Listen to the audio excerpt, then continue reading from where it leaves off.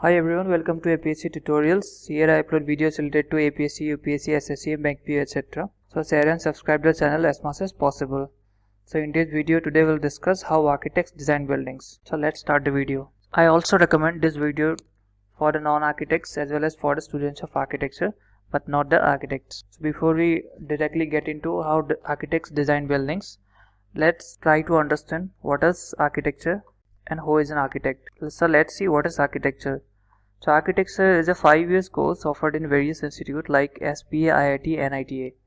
So SPA stands for School of Planning and Architecture, IIT stands for Indian Institute of Technology, NIT stands for National Institute of Technology.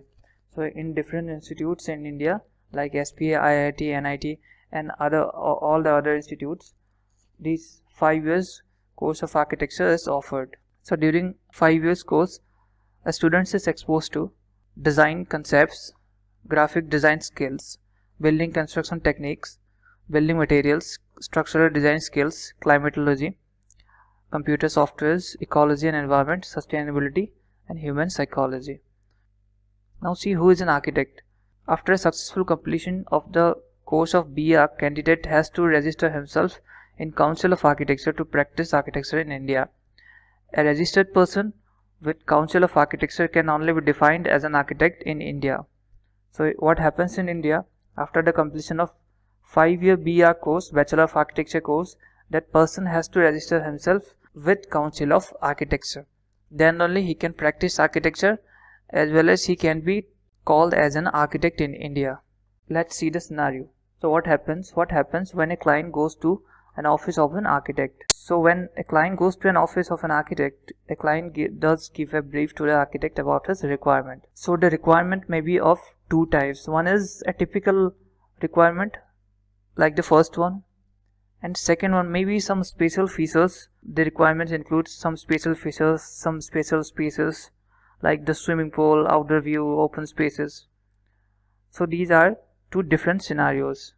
In the basic or the first scenario, what we could get in a normal residential building, lobby, bedroom, living room, kitchen, garage, toilet, veranda, these are the basic requirements of a normal building.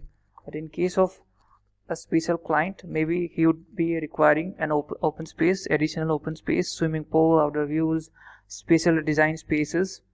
So these are two different scenarios. So what are the roles of an architect? So architects start analyzing the requirements according to the client.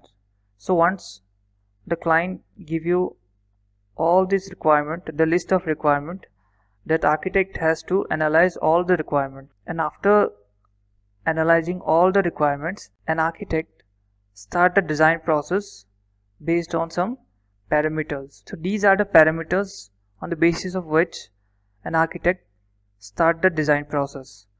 So let's see the parameters like the location of the project, where the project is located or where the vacant plot is located. Next is the climate of the area, the surrounding context. Next one is available services near the area. Next point is available materials. Next one is number of family members. Next point is their age. Next point their gender. Next point their ability. Next is their hobbies. Next point their interest. Next point their job. Next point individual psychology of the family members. And the last but not the least, the building bylaws.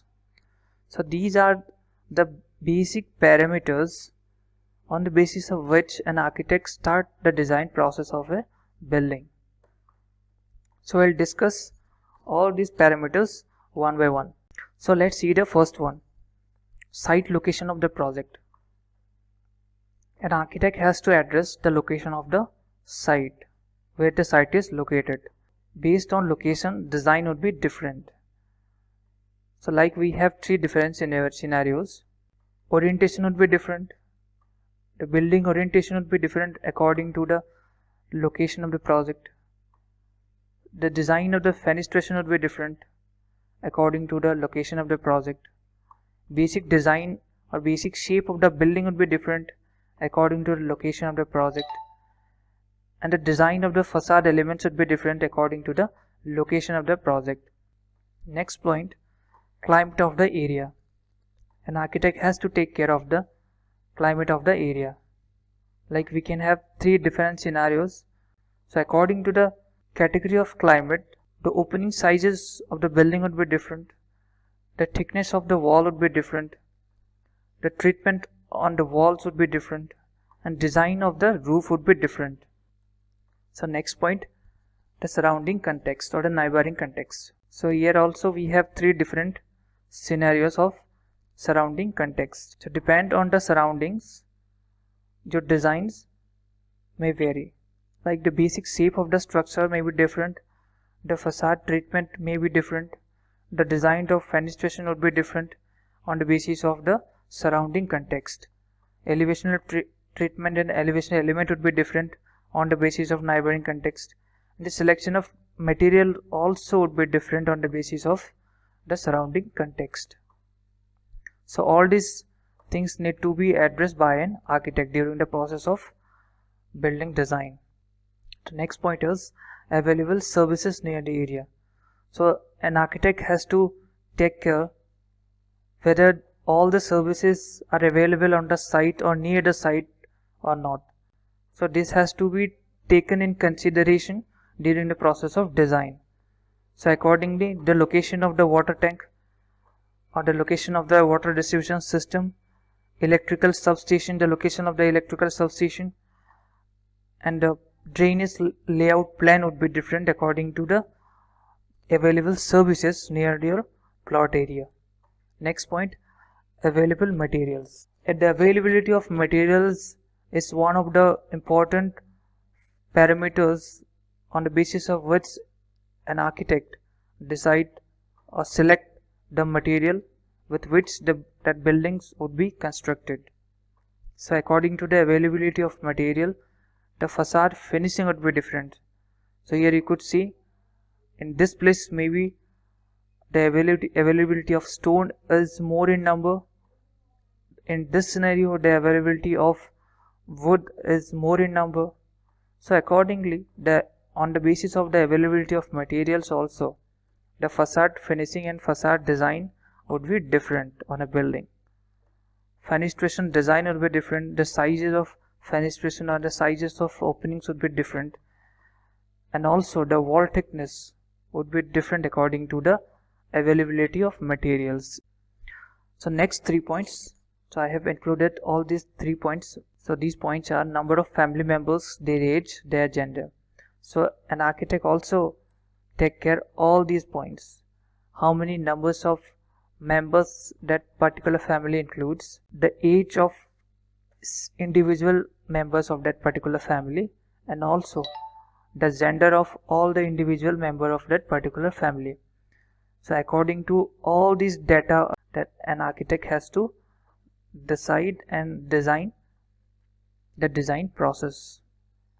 So design of spaces would be different, sizes of the spaces would be different on the basis of these 3 parameters, and interior design parameters would be different on the basis of these 3 parameters. So next point is their ability, the ability of all the individual members of the particular family. So here you could see maybe 1 or 2% of that particular family is differently able or spatially able. So in that case, an architect has to take some extra measures to design the interior spaces of that particular building. Like the detailing of spaces would be different, selection of color would be different, selection of material would be different, selection of texture would be different, and extra measures need to be taken by the architect. The next 3 parameters, their hobbies, their interests, their job. There means the hobbies, the interests, the job of individual family members. So here also you could see somebody is somebody's hobby is in photography, somebody's hobby is in music, somebody's hobby is in gardening. So according to the different hobbies and different interests and different jobs, the process of design of a building differs. So design of indoor and outdoor spaces would be different. Basic shape of the structure would be different on the basis of different hobbies and different interests and different jobs. And extra spaces may be required on the basis of some jobs on the basis of some interests, on the basis of some hobbies. So all these parameters need to be taken care by an architect during the process of building design. Next parameter, individual psychology of the family members. So this is one of the most important parameters that an architect has to take care during the process of design, because maybe within a single family also individual members may have different psychological characters, different psychological properties. So an architect has to take care all the psychological parameters of those members of that particular family. So on the basis of the psychological impact or psychological character of individual members, design of different spaces would be different, and detailing of spaces would be different, and selection of material and color may also be different on the basis of the psychological status of a particular member of a particular family. The last but not the least, the building bylaw. This is the most important parameter of the building design process. So on the basis of the building bylaws, an architect has to decide what would be the height of that particular building and what would be the ground coverage of that particular building, because a building bylaw actually tells you what would be the height of a building and what would be the ground coverage of a building.